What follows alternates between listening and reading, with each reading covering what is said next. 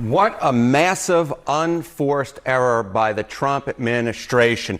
Donald Trump would love this story to go away, but in fact, interest is climbing higher and higher, to quote Jackie Wilson. Look at this. Google searches for Epstein up 1,200% this week versus last. And get this, it is currently the top topic search with Trump on Google alongside his presidency. So Donald Trump normally, leans into stories in which there's controversy, like tariffs, for example. This is a story in which he's trying to get away from, basically saying, why is anyone still interested in this story? But the bottom line is people are very interested in this story to historic degrees, at least this week. Give us some perspective, as you see that 1,200 number, about other stories in comparison, how people are viewing this one. Yeah, okay. So, I mentioned tariffs earlier on, right? Epstein has been Googled a lot since Monday. He's actually been Googled 1.4 times as much as tariffs has been Googled. And that is, of course, a huge news story. How about Grok, which is another insane news story this week? I mean, my goodness gracious.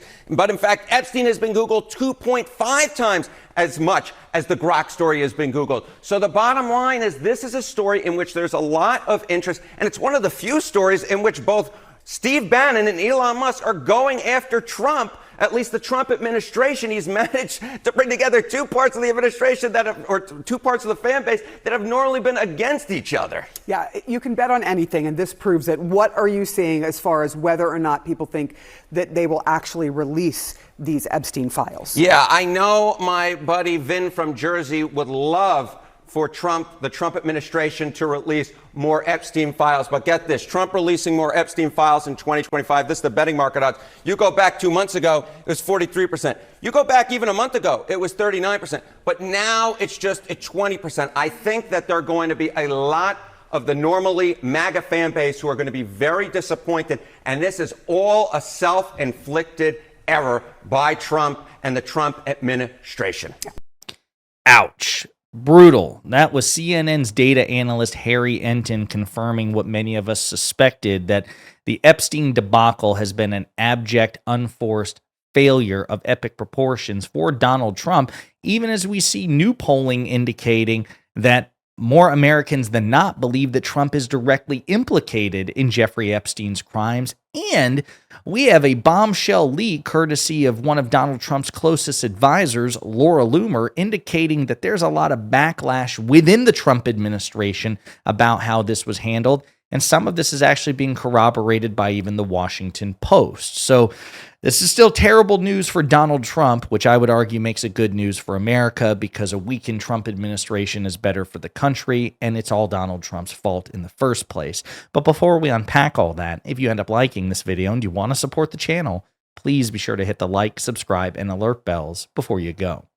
Before we get to what Laura Loomer and the Washington Post are discussing in terms of the internal chaos within the Trump administration about, for example, Attorney General Pam Bondi, FBI Director Kash Patel, Deputy FBI Director Dan Bongino, I want to remind you of this shocking poll, which says a plurality of Americans, 40%, so more than the others, believe that Donald Trump, the sitting president of the United States, was directly involved in crimes allegedly committed by deceased sex trafficker Jeffrey Epstein. 40% say yes, 27% say no, 33% say not sure. So not a majority believe yes, but a plurality, more than the other options. 40% of Americans believe the sitting president was involved in the crimes of a sex trafficker, which would provide motive for Donald Trump and the Trump administration to not produce what they promised to produce. So let's get to Laura Loomer first.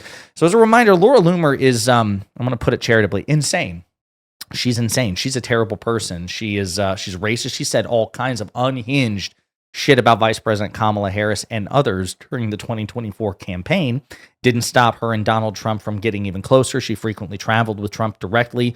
Even during the Trump administration, after Trump was inaugurated a second time, she has had outsized influence, even shaping personnel decisions. She played a leading role, a prominent role in the firing of Mike Walls, the former national security advisor, the disgraced national security advisor. So this is not just some MAGA influencer. This is a MAGA influencer with influence, with direct, tangible influence and connections over Donald Trump. So let's take a look. She says, Scoop. FBI Director Kash Patel and Dan Bongino are livid with Attorney General Pam Bondi over her DOJ memo and lack of transparency from her office regarding the Jeffrey Epstein files. Source tells me, Loomer, that Dan Bongino is taking the day off today from his job as Deputy Director of the FBI, and there's now speculation on whether he will return to work at his job and the FBI over his disgust with Bondi's lack of transparency and handling of the Epstein files. Bondi has brought total embarrassment to Trump, J.D. Vance, Dan Bongino, Kash Patel. She's also lied to the American people. I'm told Kash and Bongino are furious with Bondi and the blowback she's caused them with her lack of transparency. Patel and Bongino should call for Bondi's public resignation today to save themselves and also to push for full transparency into the Epstein files. This is an issue the American people care deeply about. Someone needs to be fired for this. Giving Bondi the courtesy to resign is more than she deserves. Trump should just fire her. Now, again, let's be very clear about this. Laura Loomer has a beef with Pam Bondi and opposed her basically from the beginning, but not really out of any sort of principled stance like a sane person. She just felt that Bondi was too much of a deep state compromised asset, right? It's interesting that she's calling for Patel and Bongino, who work for Bondi. Bondi is their boss, for them to publicly call for her resignation. That's a risky move. Doubt that's going to happen. Whatever grievance they may have with Bondi, I expect will be kept behind the scenes, given that she outranks them. But a couple of things I want to note before again we get into the Washington Post, which corroborates at least the chaos felt behind the scenes about how this has been handled. We'll get to that in a second, but I just want to point out a couple of things. Number one, Dan Bongino and Kash Patel also played a role in this. Now, Loomer, because she hates, viscerally loathes Pam Bondi, which I respect. I think Pam Bondi is an awful, terrible person. I think it's totally justified to hate her. But Loomer is being indefensibly sycophantic by trying to gerrymander Bongino and Patel out of the blame for this. Bongino and Patel hyped up the Epstein files in their capacity as MAGA influencers before they took office. They fed into the Epstein conspiracy theories. And they also have a role to play in releasing these files to the extent that they exist. So they were either lying as influencers, Laura Loomer, or they're lying now. But either way, Kash Patel and Dan Bongino have objectively lied about Jeffrey Epstein. They are moral failures either at the beginning or the end, and there's no way to get around this. I know you want to assign 100% of the blame to Bondi, but that's just not the case. Moreover, Donald Trump outranks them all. They all work for Donald Trump. Donald Trump could not only fire Bongino and Patel, but he could fire, as she notes at the very bottom, Bondi.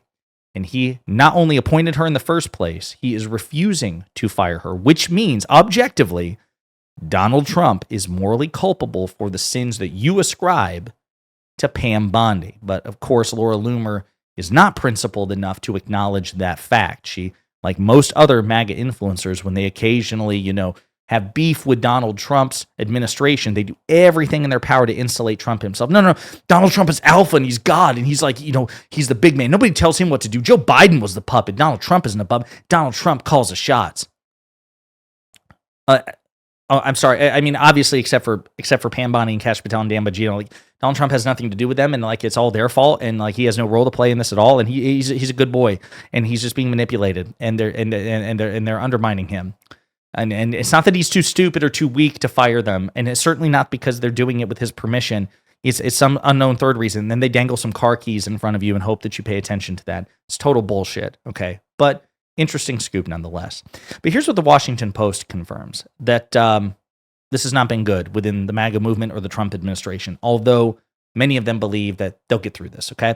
Immigration, Epstein, Ukraine, Trump's moves, royal MAGA base. White House officials concede there's unrest in MAGA ranks, but say it doesn't seriously threaten Trump's support, which unfortunately I suspect, maybe with the possible exception of Epstein, is true. Even as Trump celebrates the passage of a sweeping legislative package, frustration and anger have roiled some of his most loyal supporters who fear he's going back on promises crucial to his MAGA movement. Trump is advocating a new policy that would spare swaths of migrant workers from deportation. Top administration officials who long promised to expose hidden truths about Jeffrey Epstein, the wealthy child sex offender who died in 2019, suddenly conceded this week that they had nothing more to share about the case. And Trump said he would send more weapons to Ukraine just days after leading MAGA figures cheered the Pentagon's decision to halt movements. Quote, I will tell you right now, MAGA has never been in more turmoil than the last 72 hours, said a person close to Trump, speaking on the condition of anonymity to discuss the sensitive situation. White House officials disputed the idea that the unrest in MAGA's ranks could seriously threaten Trump's support. So I think it's a little bit of column A, column B. I think the Epstein thing has surprised me. Now Fox is doing everything in their power to avoid this. There was, I think, Media Matters is reporting that Epstein has not been mentioned hardly at all today or yesterday. So they're doing their part to try to hey, nothing to see here. Trump's perfect. Everything's okay, to try to, suppress the outrage. But the outrage is persisting, and Democrats and everybody else have an obligation, I would argue, moral and political and even journalistic, to keep attention on the Epstein situation, no matter how much MAGA politicians tried to deflect from this. So I do think the Epstein thing is a real opportunity to divide MAGA. We'll see what happens. But in everything else, yeah, the MAGA movement has proven itself to be surprisingly resilient time and time again, because it's a cult of personality. So it's not about principle. It's not about standards. It's not about promises. It's whatever Donald Trump says, even if what he says contradicts what he said the day before, which we supported. He said A yesterday and we supported it. He's saying B now, which contradicts A. And so we have to support it as well. That is how most of MAGA operates, because it's a cult of personality. So I don't actually begrudge the White House from, saying, this is a lot of turmoil, but in the end, they'll fall in line. It remains to be seen, but clearly there's some panic and some disruption within the Trump administration and the MAGA movement, and we'll see where it goes from here. In the meantime, let me know what you think in the comments.